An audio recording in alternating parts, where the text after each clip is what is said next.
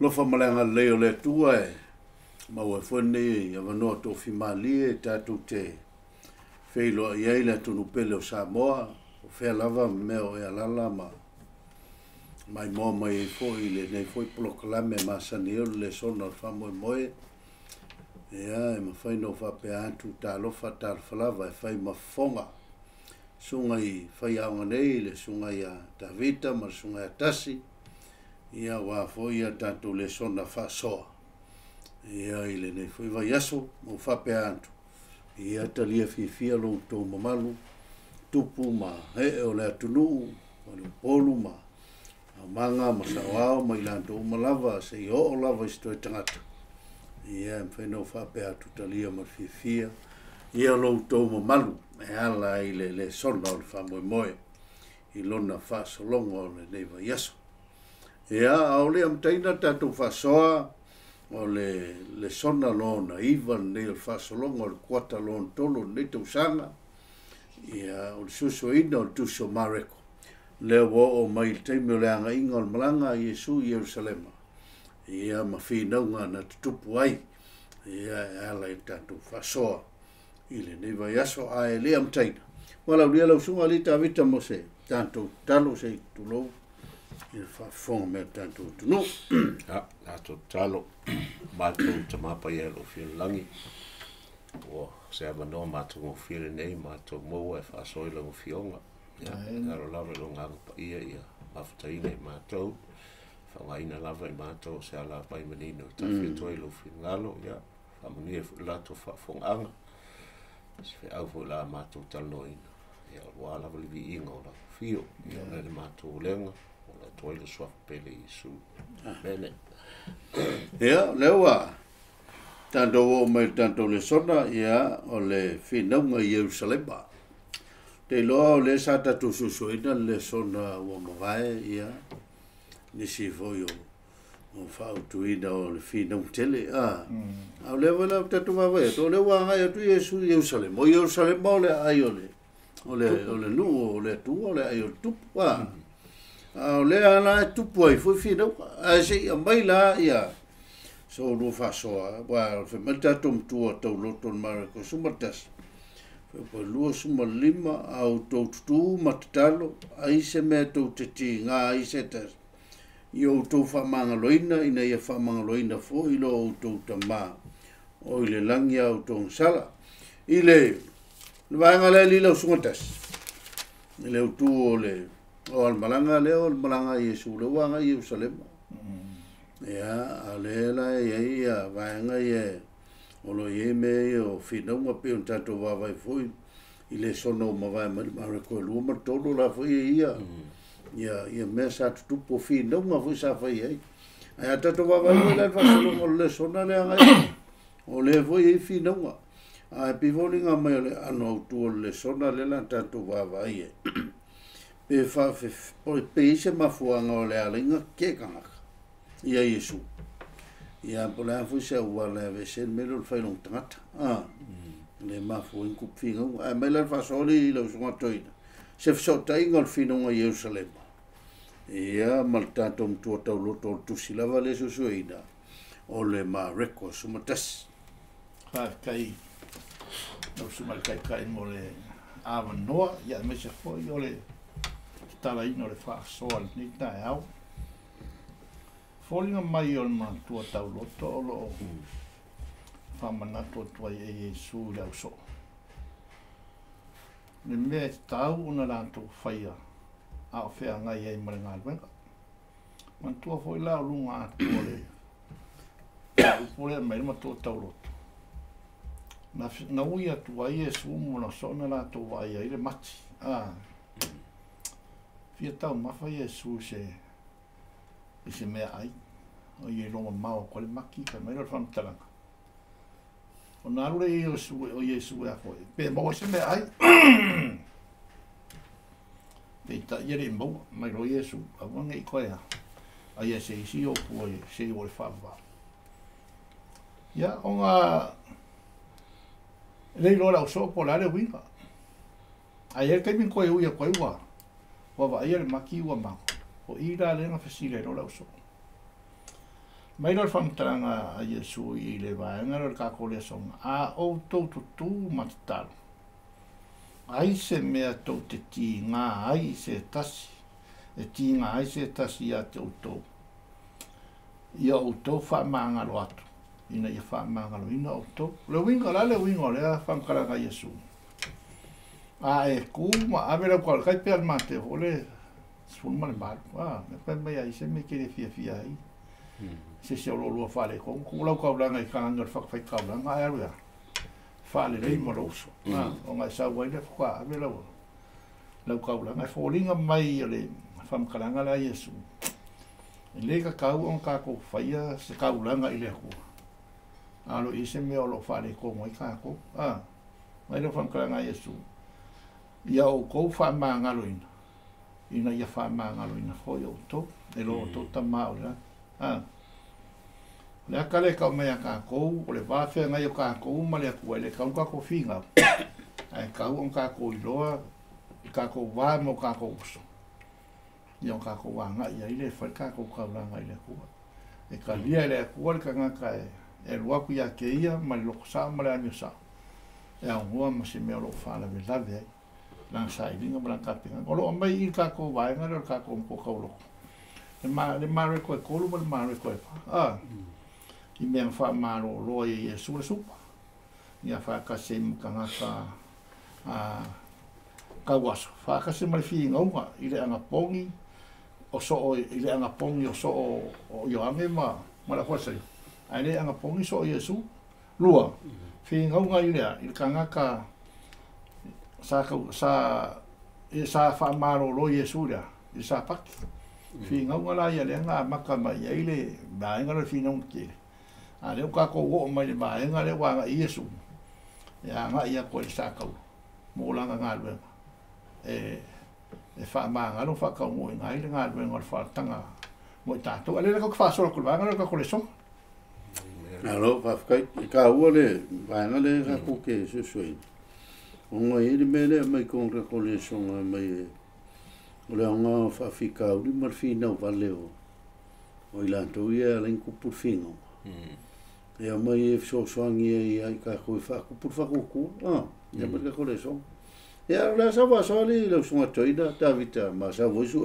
e ani vaenga ta uole tanto le sonolo e whamomo ia ani e wha to mwanga tato Lesona wai e fōringa so se mea rua Iesu ia whea ngai lawa ia ma mea nui tau io Finauga o tofotofonga so te umala ia wha mea le tam whai lawa ia tai o tapo inga io mai whawhino Iesu ia ma whaaleanga whaatoi lalo ia lalo ngai Iesu ia ele whai lawa ona lalo Iesu te lofo o tatou fo e whenga ia tatou ma Finauga ia so uma a fitauli e tatou tele mana oe e whenga I tatou mea e paol me mana oe tatou ia mawale file I to tono kalisia tono tatou ainga e pita iane ia o le mea lele whai e li ti apolo e tau whai lawa e whaavevesi o tatou ma fau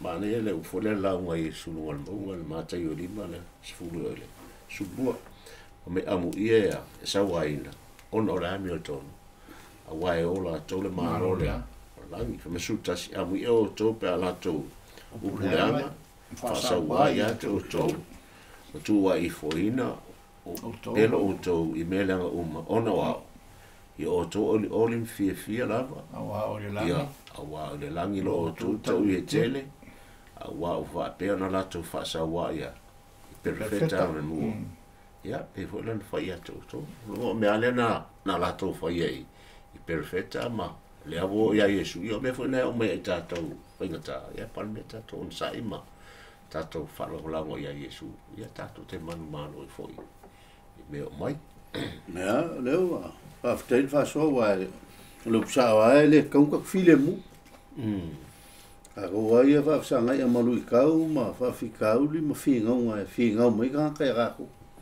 wa o ia Iesu o le rio le ola o wa le si le van ka o le mai leso o Iesu o pulo me uma fo me uma e pe wala le la ka ko se e le ulu yaso a o le falle il man malo ma ko le te mi le wa ga Yesu wile ma ko le e fa le Yesu cho fo e ko lo o a ko ka ula singi le ngo a mai le ya me avsili fo Yesu singa fa le o le manga o ile li e pe fo ringa mai wile mai ka wa fa kanga pe fo ringa me o fo sile me ai ngalo e ke le angole ka mo ga ko le songa ai o le la ka ka no e ai sia o fa nga ida singi wala singi o le manue ave venga file mu sa ko fa nga se mamo sol fanua o manue fainga maulunga o sol fanua le taua ka lo fanua mangue fa nga ko ia se pa fu anga wa o fa nga ila singi a lo ke mai ka ia perfecta nga va foi mai o Yesu que era assim ia fa kai vo que me vo lo solo monga a se vai lá se lo fa so ia se fa so mai le lo sumota tape le on ele sumarkas ya ape amaka me mai ia sumota ina va kai ia o le ua kombu le va nga maka ngo fiel ka ko le so na le sa si vinia por le nga le asi por le desia que Yesu le asi por le asi ole ave venga si le on file ma ko fo la si le que para ole asi fo le nga wala mai ile fe au mo para amo mai ile si le asi sia wa son sa ia que sa fa pe ia wa o ka fa ko amafu ma fu angala le que Yesu le asi o le mango e file o le mango ave al manga ia la fe au le mai o le kamai asi e le ki ai seis ale vingo na fe au mo ka o le kala le ia Yesu ma Yesu sa o mai le kala le fa ka u inga le valo anga le ka o perfecta ngala sa vai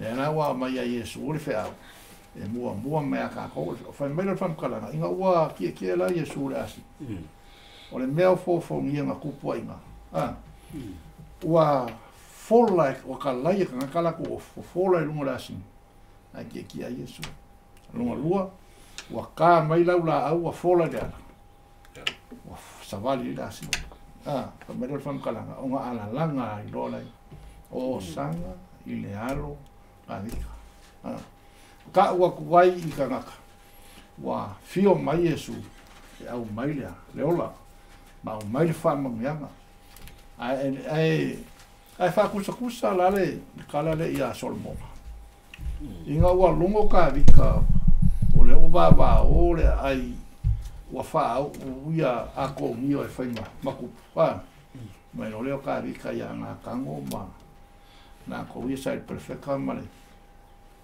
mai solmo fa ki la wa la farata al farata Yesu ki era assim nga ala langa le mo le ko solo o fe nga kwai o solo mo nga ki era as i le farata ai ala langa ia fai kaulanga mai la ko esa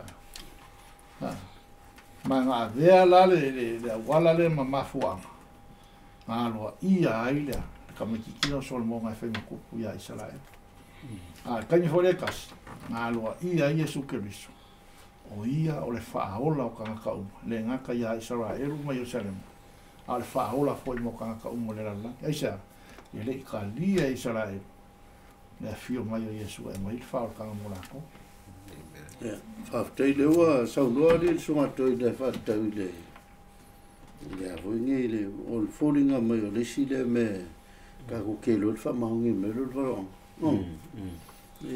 sa o va lo anga ma tonu o wa mo ka le ke lo ka mi ka le mo Yesu e fai lo ia o ile le ka va va ko sa o va lo anga ka o sa ka ri me sa Yesu e tupu e o le si me ka wa ka ko va le songa li lo songa ta vita pe sa fa po ile va nga tanto le so Ia ile le vai ngole. Vai o Solomonga o rakari o kavika. O Yesu voi fa nga mai ko nga fa. Kavi. Nga fa ta e se fa so mai lo so matoi. Era ta wole malo nga le Sakaria mai lima se lau tu sanga ele. Ele fa lo. La fa me Sakaria le iva. Po iva. Mai matua fia o le tama fine o Siona. Ia langa fia o le tama fine Ierusalema.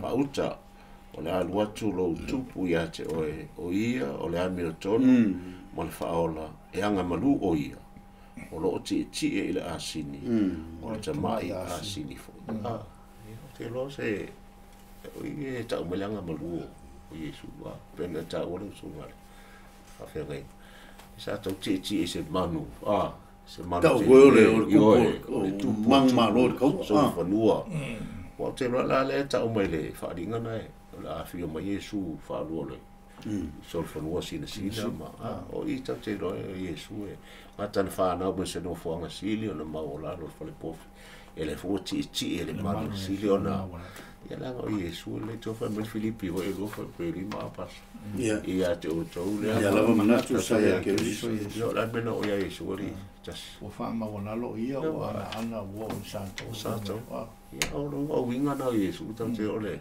o le tupu e sa uola se o langa maola lo le ngata le au auna ia na saula fo ina ia fa sauloto tatou ia o le toa le taria lava le nuo o le tua le uola lena le ala wala tau fai e sua o i le ngata lo na nu mai se tatou le lo langa tau tatou o le se o langa maola tau i le isa ia hoi lori ma fai pui iwa ele alanga hola ele alanga auta mato le mato wa patatali ya la so le tupo ya sa wa vatu tato ora fa na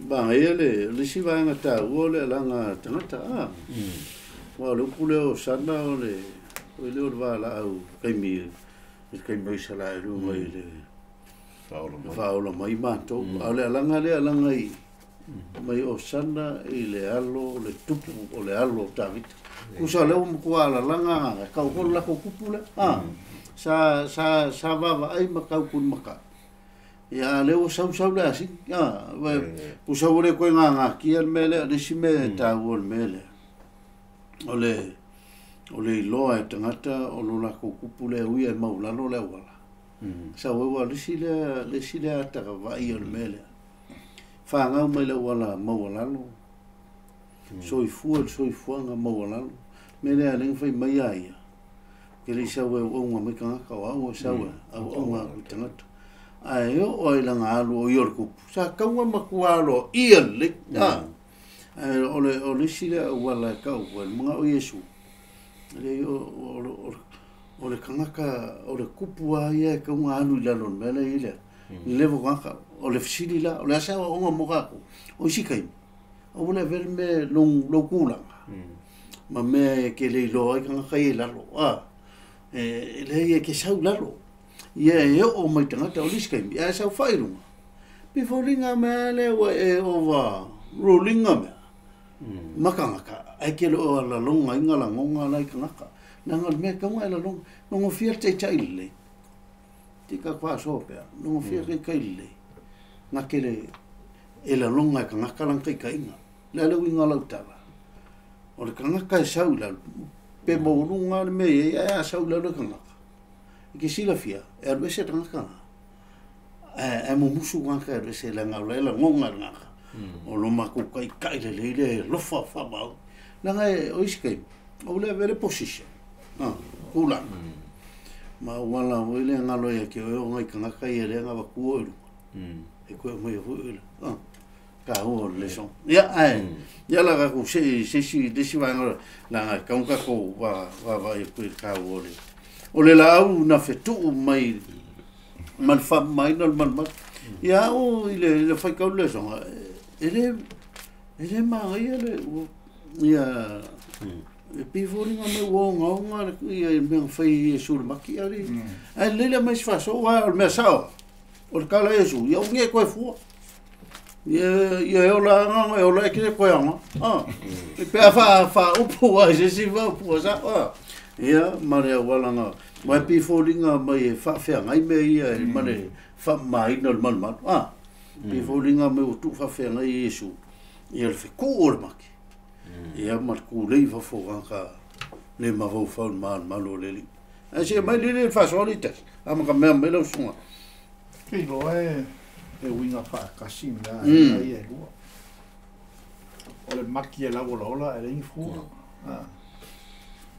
makanga ka wa avere malu mambe e fa ali ola ko winga le ma fa no winga o le maki o le kanga ka nga ola ai le se mea nga o ye pa ka ko va ye al mal o ile nga malele mai fonga ka ko i fa o Yesu o lo fale o le fale ka o le fale o lo ka ma o le fale ka ale ko fai mama ki ma nga o e fa me o le aka nga ka mai aka ko o le ola le nga mai Yesu ya ka ko e ka fua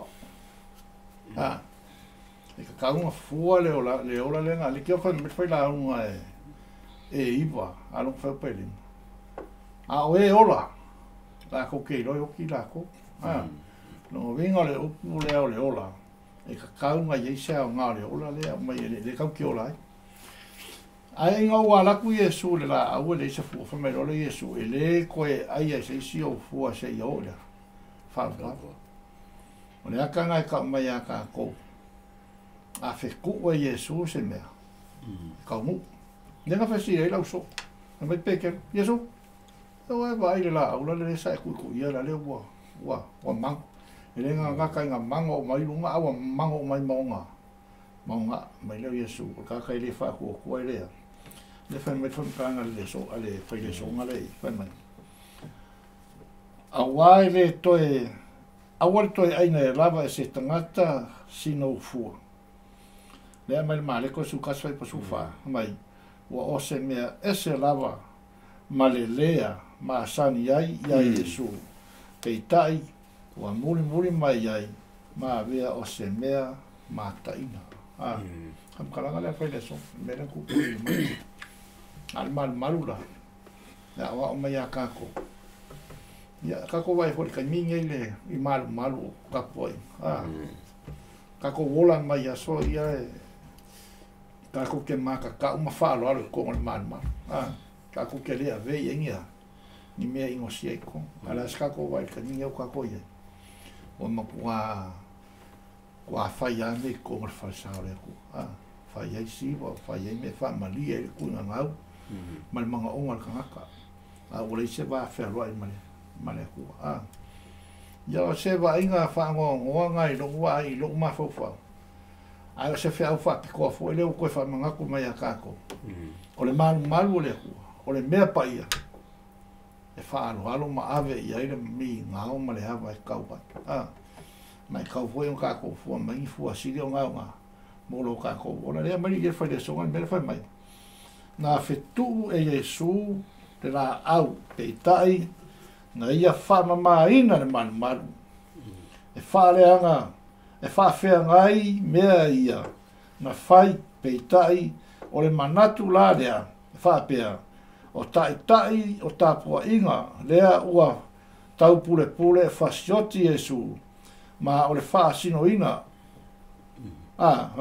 ma o le fa ino ina o le mere nei e fa iloa ai lei unga e lea o ngā o sauninga o le malu lea na fa tau nuu ia Yesu lona winga la o mea uma ia mai fa mangaku mea kako o Yesu wale kau unga o mea uma whainga wale anga mea uma lea na sau Yesu e fa le lei ma fa kau inga mea finangalo ia I mo kako ya whafteire sau noanga sunga toina lewa lasia hurwa anga o le mati ma ia o le mati o la au e aunga tauna wa mea vembe wa fia kau mawhareri o le mafuanga nga o le alu ia ia o mga koe kali longa o ia loko ne mse fua kasi ma kupu ngau ye ni si fu la au pe ya ole sile mem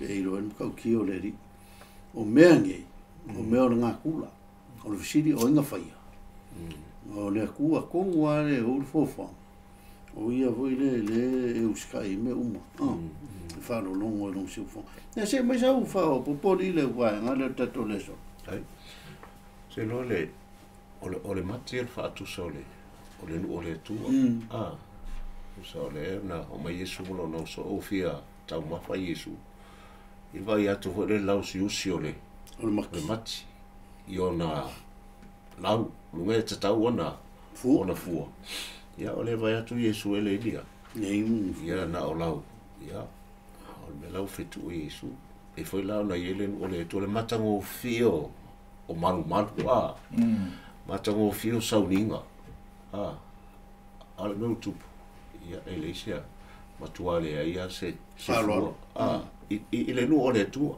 mataulia na wala ulia le tolo na nu ina ia whapena lato susulu atu lato mamalama ki tangata onu ese ia mai le wosu e lato tupele manumar whamea nei tangata matitipa o ngofo sii lunga tau o mea fo le whai lato taulanga lunga o lato le whai melea e Yesu e taunaro lo whai tangata matitipa tu sa le wosu e lato tupe a ole whai e ngalu ngale ne wala wina e Yesu lato ia kai ale se ngora o lato na matato le taimine o e se meu ave tato fa mo tato sa ili tato manuia o tato le fa tato tute de valona tato e le tu ia pe fora fra mai Yesu na te fa mama wa o li sila tala le tato fa talo e passa mo tala fa sa muisi o e le ngata o le mati ia e to sota i mal fa mai no le mal ia ale sa fisi di muli fa mai o a eni melo o langa e te mana o mi Yesu na te wha mai na ia sa no ta fsira ta i te o kwa ke leo me kaunga wha mai na me san malu leo tau tala fo ia e paulo o tau tino leo malu e lea ia o tau le o whakauinga o kau o tau ta ia o se whaleanga malu le tua whaleanga ia nga ia pasaro e la se malu si i tatu tino o sili o whaapena tau si o tātou tino o le maru pa ia o le tuana whaatau le tau o le toto pa ia ki riso ia vea nei tala o Israelu wana mua ia po le loo le atua ia vea foi mo se le sona mo o tātou ia tauna vei tātou o māsima langi ia tauna vei tātou o mamala me whaasulu atu o te roli wala auna po le whalo alo le atua mai moa o tātou tai Aua ia, ngara ka kususu inga waranga e ke whai e Yesu ia le vaenga o ngai le whapeo apala ia ngā o le la o le amailonga application ia kaku i le ngu o Israelu i le winga fuila le ngā ola ola ai le isia ai le i fua ni ali meu se swinga o le ola ngisi kai me whapea ngā kakfi kero ngaka nga le o le lo ale o ye se nga lu nga fa ye nga pa ye su ile o la le voi la fa ka ile ve se nga wa me fe kau e fe kusale ia e so ka ngo kala ia ai o fucking onga fa fe nga ilo o le kusa fucking onga ma me le ia wa o le mero o fa pu fa wa Yesu ma wo ko fa ye le fa ka kalo le tu manga o e whau mea. E pi fōringa mea le mele o wa vea le malma. Wa vea kakuia e se nganga whaingofi, wa vea lelo. Wa wana usu e ile. Le kamau a inga o le tangata.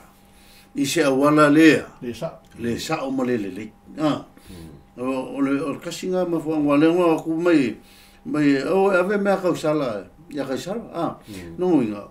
Wa mai mea le me e faikua malo wa mai faiko ngole o lo poksi fia o kol belo wa makanga ngale popole ia i tangata ile wala e suai kupe wo ai siva e fa nga ile le sofa o le li e fa ma fa nga o le man E o a foi kongo e kalesi.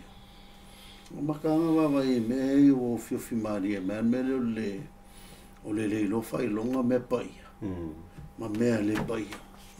Ma vai ma o le winga ar kala Yesu. Ave ia kaisala fikau ia me ia kaisala. Ia kaisala me al malo ma me falalang. Ave fai o me le ko. Fai ngi me sila kai.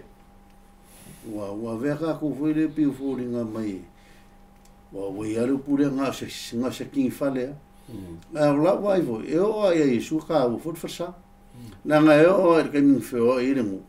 Fa kongu mai le langi fa ngor farsa ma lo solmo. O nga o ka u ai Yesu ai va vai vo le fa kula nga inga. O nga me fale mal fa. Fa kula nga mai le lang. O fsiri aisha. E ka u me ka po e nga ka. Na o iskai. E awangi. A isi da kai. O ka u a ku de kangaka le me ka poi, a ure ka u ia. E da nga we de e ka u me uma. Ka u lo ka poi nga le mal. A si de nga e la ngonga inga. O ka u lo ka poi nga le ko le swing o lo la. Tai pe mele pe la si le mun ka ko le so. La se me o fa mama o lo la. O ka ko mal. Isi kai me son kala wa e me ko. Ia fa pia ko mga ipea. Ka no fai man. Ne se ngol me man o vali solo. Me pasale. Ko le man ko ke fa sole fioma le tu. Ale tu, amen. O ke le o se awala ho ya ku fai fingonga. Fa ku po fi. Na le ga fe lo ai fa sole u po le tu fa malo silis. Ya pe le o vai pe o be fa sa me fa ia. Pe ala me le uri. O fai o se fale fo le. Fai se bakiki. Se makiki so wala o le. Tu fai so soni le silis. Ka tu vai nga pe wa de fo mal me fa ye ke u. Fa ye ki finga. Ia ma ngai me o manga o fa ali con el mal. Ia a ole se va fa ro en male ko le na fa ka ko ya ni ka ko o. Kasi ngala nga fa le mal o fe ro ile ko mo ka.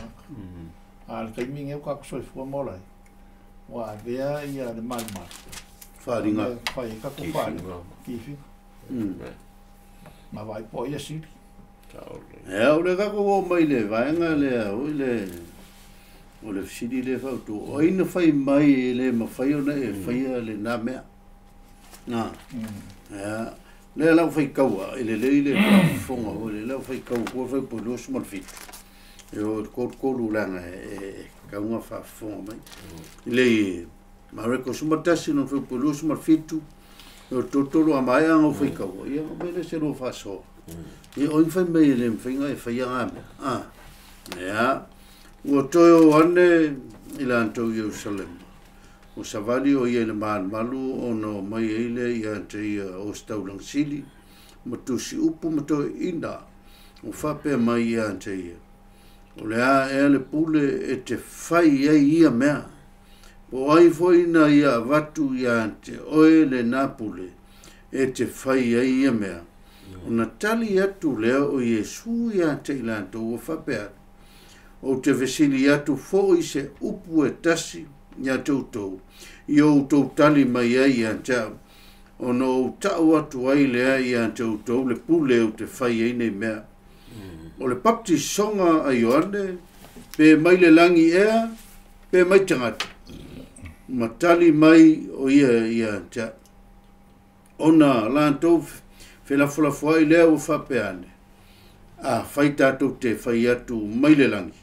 Ona fai maile o ia. Se a foi le mea o tau le te tono ai a te ia. A petai. Au fai atu fai mai tangata. Ua lantou fai mai foi le no. A wawa ta ofi umai lantou e Ioane. O le perfeta a ia. Ona lantou tali mai lea ia Iesu o whapea mai. Ma tau te leiloa. Ona tali atu leo Iesu ia te lantou whapea. O te le ta watu fo ia tautou le pule o te whai ei nei mea. Ea o le mea leo a kupu o le. Pe fōlinga o ka mwhaila wari e whaise mea. Fo i le e mo lia Iesu ma kau leanga i ngā ruenga le ianga mei e whai. Ma la ku kau whai e su e po where pule whai mela kau kau. A ka ku kali au ngi a whape ngi o pule mai tangata. Nongo ingo whape mai la Iesu o ka ku whewhea i ka ngaka. A ka ku kali au kule langi. Mai nongo ingo whape pula mu ka ku leu ska e i le ku. E a me so kere karia ku ku visit pea rea. Dale kali meu. Ai kali len kali. Kere maki lelo. E ora se no fa so ele vai ngole. Porque con eso wa no le o pul vai ngala. Ile mele o in fai mai e tele fai na fai. Ia me. Ole me ma kau ki ale I o fasili. O fe ke mau mai le pule le ke fai ai me. Ole ka ga ka mai ia ka ko pa wal me le ia ka ko le taimi. La sai li po le pule. Ma fu anga nga le ke le me o fa ma singonga ma ko mo ai. Ma wa fa o ai ma malu ai. Ma ka fa su le pule. Ya vai ia wa o ia su o fasili po le pule ai. Ai vai nei mo le o le fasili ka nga kai ia Iesu ile kua. Ku so le fasili ka ile kua. E fasili ai kalifo I fasili. O ke fasili ko fo ia ke o ko. Por papi son ai ange mai le langi pe mai fea. Mai la Iesu a ko ka mai la le kalio la fasili. O mo ka ko le kalio ko wa. Si la ka ngai ka me ka ko. E le fa mas no ka ko le ko. Ko le fe au nga mo ka ko le va le mera. E le fa mas no inga el ka ngaka le kua. Ma ele su inga foi el ka ngaka le kua aisa. Le anga o ka ngaka nga fai le kua. Ma fu anga le fa mai Iesu I ka.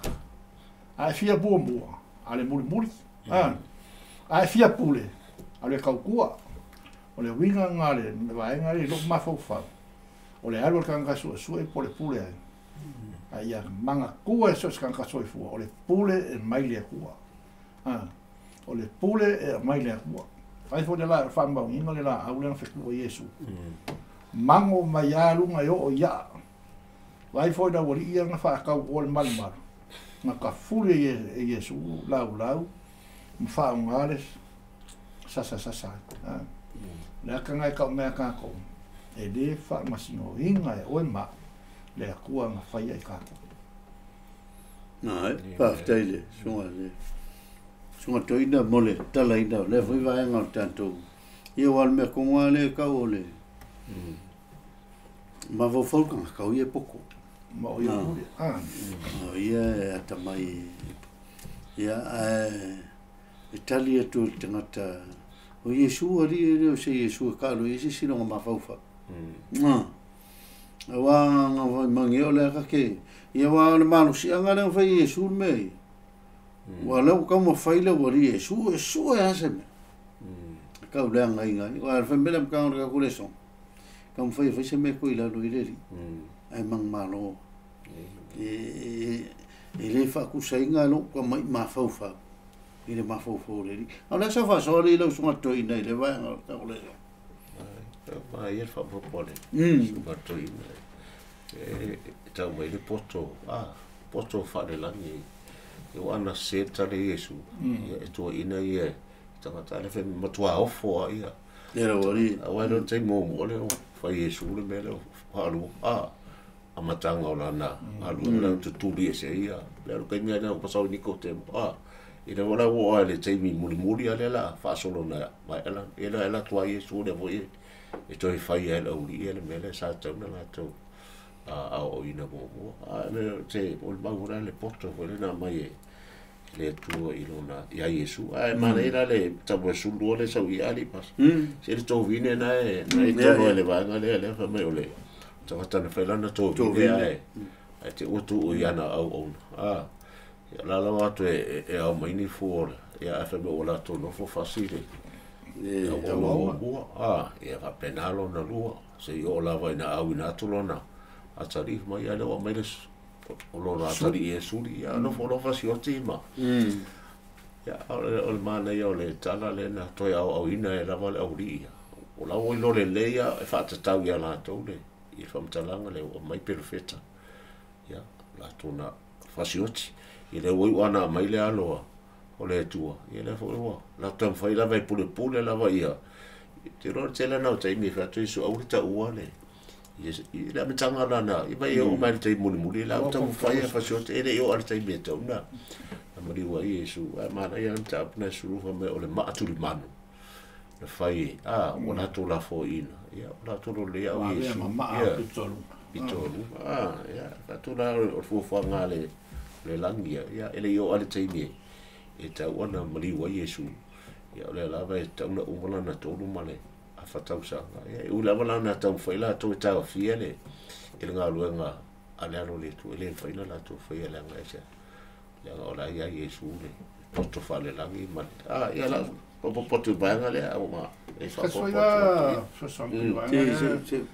mangule o ka wa na mo fio ia na kuase ia ale la o ka ko ko kasi a hol ma fu anga nga la inga manga o nga fai ia la wali ia nga lue nga manga nga o le pule ele manga nga a veces me ka ka yo ngol ko vingi ai nga manga nga o le pule la lo fa ma ngi o aku o nga me se fai le ai o aku la va nga e se me amai anga la lo fa mai role kala me le fa ma ngi fa ko ko fa mai nga va ai a lo mai o mai lai le wa sa le su a ka ko pinginga ngai la le lilia o nga fai lo le ma ka ko le covid la le akal me o le pule la manga o le pule o le fasi fa pe ir ka ko au nga kai mi ngai le o la le ko inga nga ngo ka inga le ya ka ko ya ole pa papel va nga ka ko le songa la songa kai ka ya va tai me si le wa mutala ya tanto so nga le va nga ala pa me o so fe ya tu te le la langi ma tau nunga fa le lang le lau ka ko se mai le va nga le tu so o mare ko suma lua le pe nga ka ku ka ngo voile le o mai ya fa to vini mai nga lu to vini le la ka ko va vai nga lu nga lala o lona to no unga fa le lang no winga e ka o mai ka ko auto e ka o mai se to no nga lu nga fa le lang pe nga mai Yesu no winga le fai fua se nga lu nga fai la longi ai le la fai ka wa ku la pe va pe te lo mana o fai ta ya ai fa so mai ka ku va nga le ku le so ona fai u pe su tolu le la fai ka wa ai fa fonga mai a lu sunga mai le va so ona la to winna mai le ya te ni se le for seio ma nisio le au hero tiano la tu te mai le ia te ia na upu wala tu mai on fa pe mai le ia te le awe wa ma tu lo e fa ma oi lava ma wa e le mata u se tas wa wa le fa lo ngai na stangata ai pe tai wa e o fa ma oni lava ile ala o le tua Pesa e ona watu le taulanga ia kaisara. Pele ai. A mātou a watu ea, pe mātou te le a watu. A wasila fia e ia lo lantou pe pelo. Ona feta lai atu lea ia te lantou. Sāle mea tau te tofo mai ia te au. Ina iau mai ia te au, se te nari, se iau mata ia. Ona lantou a wane leo feta lai atu o ia te lantou. Oi, e au le nei whatangata ma le nei tusi. Ona lantou vai mai leo kaisara. Ona tali atu le Yesu ia te lantou o whape antu. Ina avatu io mea kaisara ia kaisara. Ia avatu foi mea le tua i le tua. Ona lantou o foi le ia te ia. Ia. Whangaka mai ia. Me se lo whasoa. Kai. Leo o mangi kako va ai le. Va nga le no maku ngai le. Ngau kanga ka fie lo por pule ai fai Yesu ne. Ale wo mai wo ai fai nga kaulanga. Wa manga wa fo ye. Fai mai fam kalanga le me fere songa. Ma kau mawhai ka i o kāpua inga. Inga ia maua Iesu i se me wha umakia ai. Kako waila i le ngaluenga le whainga i e ki a polo i o kako kangaka. La e ba ai aku le mea o la e whai e manguia ai, ma while e mu ai, ma sao loko ai. La e su e se mea e wha le anga ai, ma mori ai. O le kala le leila i a Iesu, o le kala le leia wha wa, le uofesi. Pe sa e anga ave me ia kaisara pe kanga. Ale maa ngai a fo i o le fesile a Iesu. O lale, Ya le whakangakanga. lale whakangakanga i. Scenari. A whai mai.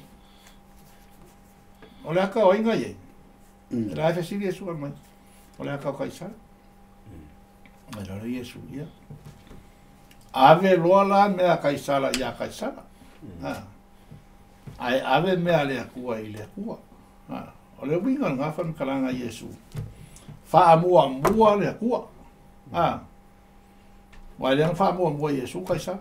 Wai ngā leo mai ma kaisara. Mai ro Iesu, ave la mea kaisara ia kaisara. Ave mea le akua i le akua. O le whasiri, e ola kaisara. E ola le akua. E soifua le akua. O le kari. E soifua kaisara. Ai le mangapa. E soifua le akua. Au ia unga le ola. O le ola la le ke soifua mo ola. Kako ke whai ai mea. E kau ia kua ile anga le leima le alofa le akua. Ma ka waku le akua. Kako ke aro lofa ia kei. La la mea kong whai. Wha foi. Sfurua ia le akua. Whai le kaulanga wha whikai al kanga ka ola i le akua. Kari akua i. I le alofa ma le wha maongi o le akua. O le ki uke la ngau ka koule le larolangi. O le whai o le kako ngā luenga. E moli mau ai ma ka waku le alofa. I le akua lo kako wā alofa ia kei. Ma ka waku le akua le kako wha mau. Wha foi langa se fu. Sula. Ave mea le atua. I le atua. O le ki uke ngā lau sunga. Ki uke le lau sunga wha whengai. O le ki uke lea. O le ki uke o kako uma. Kali i le alofa ma le wha maungi o le akua. Wha foi mea le atua.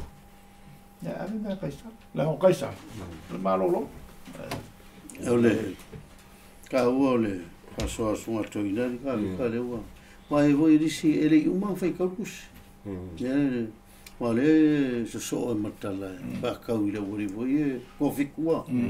Le whai awari finge ko kasi e le whanga. E visi le ori oia la makura ngofo whai makura vare. E koe whai awangi silang pere. Ia mai mere mere. Ko e ale vai ngai tona apele. Ile. Bea o la fonga. La fonga. O ke ro e ma fo fo ri au ngi ko kongi se. La fonga. Se vai ngai a Roma. Ro me tonu ala wai le ele mana. Ele manga o feka ya Roma. Ya o Yesu la ye la la ina pe vo tanto. E ta wana ele vai nga tanto e. Fai malo la malo. Ave banga malo pe kona ta o sunga toina. Ave fo la vai nga le tu. A ole si o le ata o ile ka i kako. O le ata o Yesu, whakaso Yesu. Inga la e ka ula man kako kaini uma, kako reflect aku ia e Yesu. Io e pifala le o le nula le tua. Wha mai moe lava Yesu o la tua ta ua tua le whi au ta ia o le ai o whai lava la me loko iai. Pes vanga le kau whapopo koe le. Vanga le runga e tawana whai lava e nga o le tangata anu. Avere e la fonga i lango ia me le malo ia wata singo ta ia fora ba nga ale tu me to na me famo mo tai o le simela ka o le me le mai kala langa ai mai lo kali murmuri a Yesu mai o ko lo le ko peramo le ko sa ko le ko ia ko le ko Israel o ba nga mai ka ko le so si o se me se lua faso isa wala inga kali e ila Yesu le mele o koe mai o whamalau mai a ia leo patire kou mai ae. Wala nga ila ka maanga ia ngai vali e fuku. Kale bea ngā la inga au mai Yesu pe un whaasole ia le sunga le koe inga. Le whai mai whamkaranga a Yesu. Whamangaku aku ia ki auko. O le akua loko ka maa. O le akua e ou mea uma. O le akua o Abraham, o le akua Isaac, o le akua Jacob, o le akua o kako uma. O le akua ngā ke lango inga mea i lalo ngei. O le akua fo inga ke whaamanguia mai a kākou. E hala i langa whionga pai. Peila ma ka ua mengi o la fōngali. O le sine mea lebe vesi a ia a kumu. O le leki pia e kampangi e whaila kwa kwhainga o le la fōnga i lango le maro. O le kere fo o kampangi. La ko ke ai ka lafu i megi. Ai a su e mea le malo. Ngo fo sala lo le kon kala ke kampangi uma. Ai sea. Ngai ka kaunga i se sao kākou. Ni lango le malo. Mai le wham kalanga le whaile songa le inga. O le kauma whai ia whaaleanga inga o a onga lea. O le koe kuku. Ma wha asingo a kuwai e le au sa tukaio. Se manatu ia whai ma wha lave. Po wai o le a whai ma ia le a vārea. I le kaimi o le koe kuku. Ma ngai ai o le whamtaranga a Yesu le pahenga le o kakole so. Ngā mai ai la wali le au so ko fiku. Sau lo le makua malanga va oki ele whangau. Whai mai rola ia ka kaulanga ia se mole se sulu el kangaka le. Sau le longa lua le ai, sau le longa kolo le ai, sau le longa onga le ai, sau le longa fiku le ai. Se siri lo ia Yesu tol. O a ola el koe kuku. Vai ele kan komu el koe kuku. Sa tukaio. Na sa tukaio. Mai rana Yesu. Mai fasi a uri. A ola i na koe ku Yesu. O ai la ko fiku le la fai mai ia. Le ngai kengi. Pori ngai fafini. Mai Yesu. E le koe fai a vaka ko le koe ku. Pei ka ko oi. Pei ka ko o angi. O le ara e manga kuala wali ia fa te ko sa lunga mala longe. Le ai. E sa la longe e se lunga. E ki ka fili e ka fili sa mo la longe. Ai ka penga lo so fu mo lo ora fa le nga. Ia e lo la fa. Ai a fa ki ka penga nga ora longe. Fa mo mo. E ki le ko fa ia va pa e lo la fa. O ia o mal upu. Ye su ke viso. Le nga ora usatu ka yo su e. Ma fia i lo ma fa la vela. Nga luenga le whaka. A whakai mai le o makala mai nga ko le songa pe o ka o ia le vanga le. Ka mai kara pungi. Se mai sa fasoa vika pe. Fiva soi le va. Ka fasoa. O le ka ua ia o le mai foi o vanga le. Wala o e ke le wa pa wa kusita o le satkai. Tu se lima voi a mos. Tu so tu la foto. Ele ka wa la ko isi kusola. O kuspa ia mai ele kar ko inga na kula. Ia le melo tu. O le sinanga ma po anga o fa nga e so o kalila. O le ku o le tu per ammo, le tu o Isaako, le tu o Iakob. Yo le tu mai. E leo le tua i ea o e wot. O le tua o e ola. O lea ua tele ai lava lo tu se. Usol mere ka fa makala ku e. Ele ku penga ku ka ko le songa. Tiu te lalo nei. Malona tau nuunga ile langi. Fe mai e fa makalanga le ka u le mele o le ku pla mo le ku sa ko mo le ku ya ko po le ku sa la.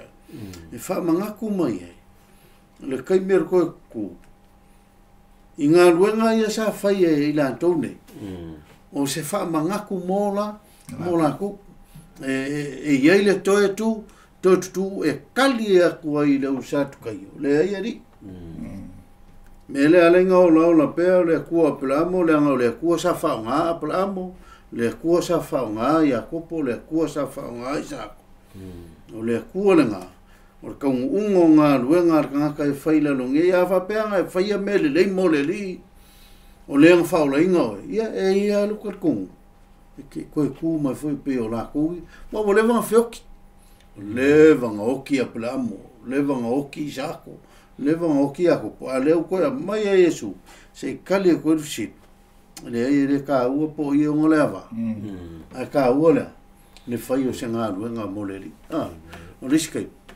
e va pe nga ka ku ka su po i siria po i ka u le ai Ele ka ua le mea ngā ka ua le o ngā whamaungi le li. Whai ma le loko ngā luenga lea. Ale tua, ia. Pea whapewa. Ai suanga ka ua le koe mole mai e Iesu i runga uso. Pai ako kasiri la wari ia mai ro Iesu. Whapea e po i oko unga vāre. Ko kere kai kongu i kusi. Upora e kusi era. Ele kusi. Ele langa whasoa me la sunga koe whamanga koe Iesu. E la au kala fo ile nga ai roi mos. Na fa mai nga fikalai mai ia. Ia kua ia mos. Ia kua Abraham. Koe fa manga koe Iesu la au kala le. Na moli mai fe au ia mos. Ka ia mos. A pela amo sa mai ako poloko kamba ole aku le nga la uringa. Nei o ko. Na. Le fo la ka mai ka ko. Ka ko kamba ko nga male ko. Ka tena merei o e ma. I le ora fa. Mana si tara murmurina lele. Wale tu si upo tamai le na sa uia Yesu apas. Sa le fai o tato Lesona. Yo e, la su murmuri. Sa si le Yesu pe o tu la fono ko le si. Fa te Yesu ia lo fo le tu amlo lo to ato amlo. Ya le la ho e tali metanga tele me Yesu sole. Te tali me o tanga te. Akamai. Ya tamai. O pe e sei la vale. Kusi upu e isi kusi upu o mai ngā mai si ngā mai. Ale tali me tangata le matua. Ele mamau. Io, mai ngā sole. Ele mamau ngi kakama lea. Maro le. Ole maro, ole tua. Nunga ia ia le mai anga hoi ora e. E o mai le le ima. Ata mai a Yesu. Ia ole mai anga whalanga mea ia le o. Ola e o mai fia manguia. Io, ma le ia le. Nunga e tau mai o Yesu ori o ia mo tangata uma. Le fui saanga le le ila vai le. Ina i tangata mai ho ia o ta waso ma. O te roha pena ho le tala mai o le wano mo so se tasi i tato. Ia, aftai. Ia, ka ua le mele wa le polo inga sit. O si kaimi ia o whameka ngaka o le koe anga le polo inga por kura fo. A le la e kali e sure fsili le kusi ma o te tonom. Te kengo me o mo fa pa fa ma fa pa. E su ye alo fatu le rilo tu o mo lo to ato lo malo sia ko. Mo lo monatu ato. Pe foringa mai e longa kau. A saulo ele si va nga longa lu kula fo. E la mal va nga longa lu kula fo si. Ia lo fatu ia le lo tua o ia pe o la vecchia. Se io ma se lo koe fa pulanga walanga. Po le mena walanga na kula fongo le pe se so ka inga mat kula fongo la le kua vai. Wa ka nga se so ka wa o le o kali e so polo in sidi la nga. Ya ma se lo fa so le polo in sidi. La le me ka polo in sidi. Pola inga siriaria koe whanua ku Iesu, pola inga hoi ku ia mo sel mongo singai. Papa maa mua e kau le whaa, o le vā le kangaka ma le akua.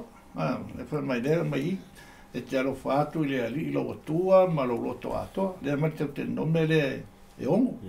Whai upe whaa, ma whai upe fia. Ma whai upe lima. Lea whora mai le kito lea e se furu iwa whai pasu malparo. Koe whamanga koe Iesu. Le whenga inga kuai.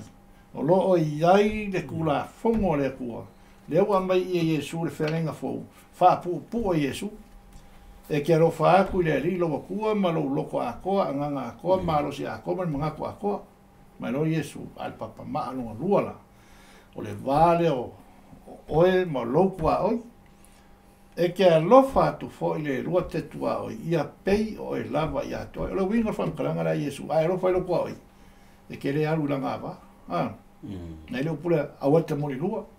Ai lofa i loku a oi. E ke awa i loku a mama loa. Ma lo kinga. O loku a oi ngal kamaikiki i onga mākua. Ai a lofa i loku a oi. E ke le alu nga oi langa ko ngā whai pōla ngā maumanga. E sa mene. E sa. Ai a lofa fo i loku a oi. E ke le manga o le a wale i loku a oi. Pōla ngā povi, pōla ngā si. O mea ia e lua e. O mea ia le whan mai Iesu. O polo a inga le ngai si. O le vāo oe ma le akua. Ma le vāo au moe. Ka ngaka la lea. O le winga la whankaranga le Iesu. A ka kausia la ma ka ko ausia mea ia. Mai role Iesu. O so o mongia. o kou pe a o kou wherwhang. Ngan mafuanga la ki au wherwhang. Wa alang kako wherwhang. O kako wha maongi le wau kako male kua. Koi wha maongi au le wau au male whaise au lea. Koi wha maongi kako o male wau le kasi male kasi. Ma Yesu e alo whātu le rua tetua oi. Ia pei o e lava ia joe. Ya, whafkai le whālau tele mausunga toina ia. Kawika mai se. Paso mulmuli am kakwa mai a koe am kakule sok. Ya, pera o manino le whapulanga le toina. O tu la fono siti a o tātou ma le tua tasi o le wha. Le me o le veriko. O le baha tātou ma. Ya, o le la fono nai li me o le sefu. Ya, baha tātou ma tātou soa a tangata. E horizontal. Luinga ea. It's tau lava na toa le tu la fono.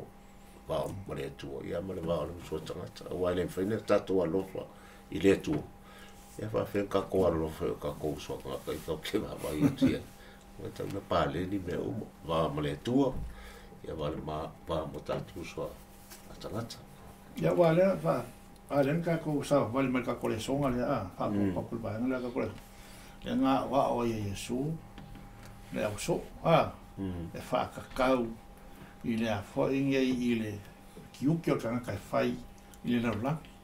Lua o le wā le kangaka ma le kangaka. I le wa ai aku le o lo mga mea se psosoa. Lo makolu o le sau o le mau o le fia mau o le o le wha wa. A wha ku Yesu e le kufanga me. Aia, ai musu. E lo au sia la. Al mea le mga o mea le koe wha maku Yesu e wha ma kako le son. O lo wa lofa i le akua. Ma lo wa lofa i lo kua.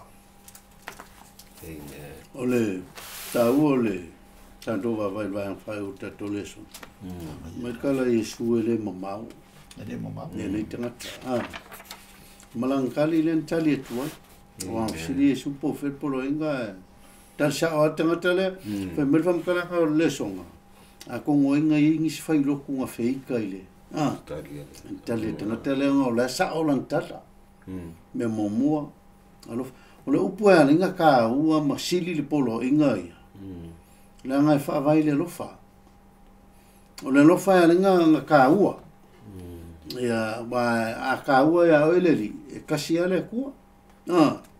A ta ua ia o Yesu e ke le whalai kikie i me, e whai o se me, hoi leo se whatangata po se silawa mea, kasi ia le whamomua le tua ka ua ia oeleri. Ke le so nga whao ngā formu me le suafa o le ri.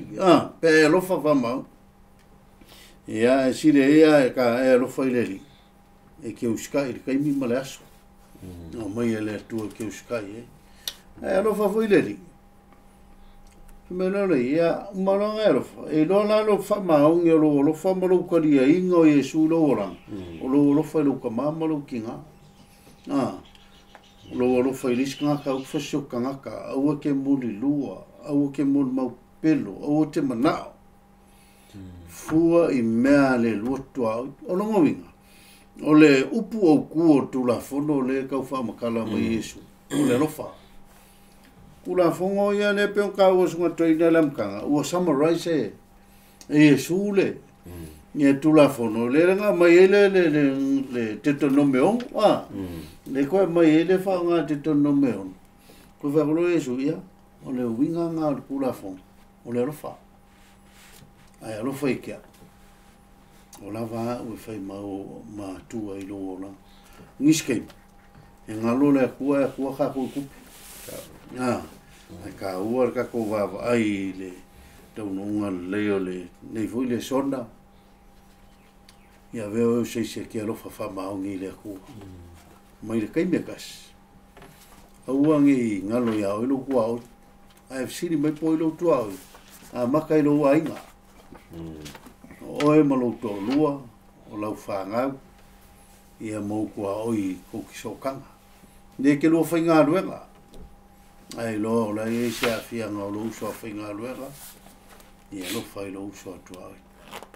Ai sea, la ngau kia meo, le ngasa o Yesu e maliu I Kalevari, ma vea ino na santau, o le whao kanga o kangaka, ma mua alofa mai le langi, o le kako kali le alofa o le akua, e ala I lo kako siusta, ia, le la whaia ka kukalo.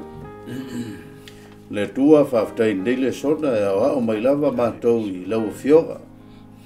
Nei tala o lotu sia I lo nao ngā. O mawai la tau sa whengai ma Yesu, ma whioa I ma Yesu. Au Lesona ma manatu tau. E mo moli mai ai le whiau mo I mātou uma lava. Ina I o mātou langona ina le tua le tau o ngā luenga mana lau whio. Mātou langona ina le tau o le tautua. Le ngata I le atunu o lo mātou iai. I te tau na mātou whaia mau au na I le mesili. Ia sili I le. Ia mātou whamaoni lo tātou wā. Ia whamaoni lo mātou olofa I anto I le tua. Pea o na ola ia lea lofa I o mātou loto. E whamaoni foi lo mātou aro lofa I o mātou tua oi. Tālo. Whamanuia I si o mātou tunu o Samoa. Mai pulenga I polu, Samoa sifo. Ia pe foi si o mātou malo nei tuila I whamanuia whainga malo. Whamanuia mātou umalawa o Samoa ma o tangata.